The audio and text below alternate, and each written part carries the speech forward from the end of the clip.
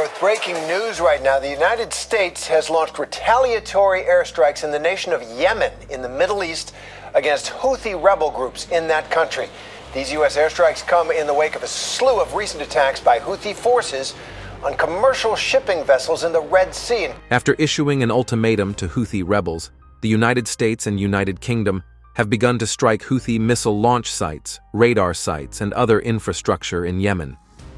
The United States' recent military action against the Houthi rebels in Yemen marks a pivotal escalation in a complex network of regional conflicts. This significant development not only intensifies the conflict in Yemen, but also reverberates through the intricate geopolitical landscape of the Middle East, involving key actors such as Iran, Hezbollah, Israel, Hamas, and world powers such as the United States and Russia. One wrong move on any front could potentially escalate into a global crisis, or World War III.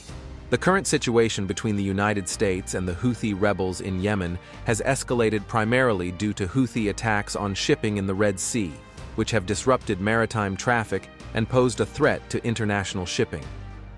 The Houthi attacks in the Red Sea, which started intensifying in late 2023, are having significant implications for global shipping, rerouting, and associated costs. The Houthis, a Yemen-based Iran-backed rebel group, declared their strikes were aimed at vessels with Israeli interests. Their goal was to continue these attacks until Israel ends its war in Gaza. Since mid-November 2023, the Houthis have targeted numerous commercial ships in the Red Sea.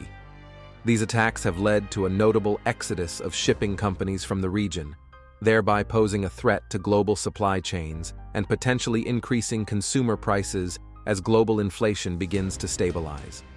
The Red Sea is a crucial artery in the global shipping system, with a third of all container traffic flowing through it. This includes a significant proportion of energy transit, with 12% of seaborne oil and 8% of liquefied natural gas passing through the Suez Canal. The disruption in this area is thus not only a matter of regional concern, but also of global economic significance. As a result of these security concerns, major shipping companies have announced plans to avoid the Red Sea and the Suez Canal, diverting approximately $200 billion in trade. The recent events have sparked fears of dragging the U.S. into a protracted conflict in the Middle East, highlighting the complex interplay of regional politics, international shipping security, and the broader geopolitical landscape. Simultaneously, in Gaza and Lebanon, tensions reach a boiling point. Israel, locked in an eternal struggle with Hamas and Hezbollah, faces increased threats from multiple fronts. These regional skirmishes, fraught with historical and religious animosities, now risk spiraling into a larger conflict, drawing in neighboring countries and global powers.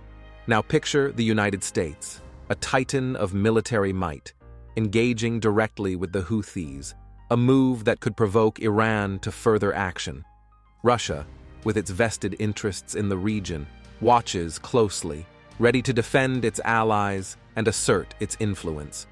The specter of a broader conflict looms large, one that could engulf not just the Middle East, but the entire world.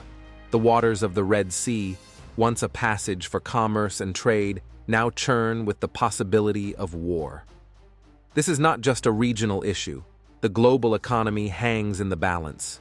The world watches anxiously as the cost of goods climbs and the threat of a larger conflict grows. In the corridors of power, from Washington to Moscow, from Riyadh to Tehran, leaders grapple with the crisis. Diplomacy, always a tightrope walk, becomes even more precarious. The United Nations, a beacon of hope for peace, faces one of its greatest challenges yet.